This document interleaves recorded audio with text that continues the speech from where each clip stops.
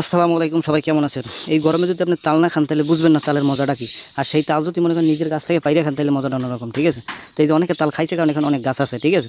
তো এই যে দেখেন সারি সারি গাছ, তো আমরা যাইতেছি এটা অন্যের গাছ থেকে খাওয়া খুবই পাপ, ঠিক আছে? নিজের গাছ থেকে খাইবেন সবসময়, ঠিক আছে? তো যাই হোক আমরা টুমটুম করে আগাইতেছি, ঠিক আছে?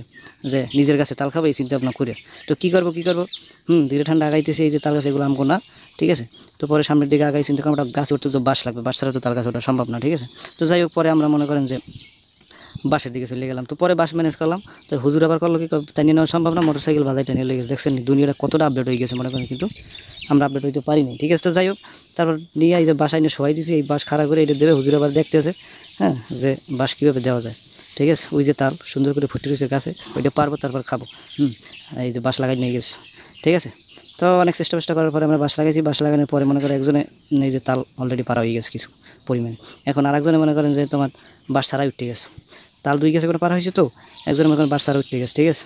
তো বাইরে উঠে গেছে, খুবই দক্ষ আছে। তো যাই হোক তারপরে আমরা তাল ব্যবস্থা করে সপ্তাহ দেখাইতে পারলাম আপনাদের, পরে বাড়িতে নিয়ে এসে এইগুলো তালের অবস্থা, ঠিক আছে?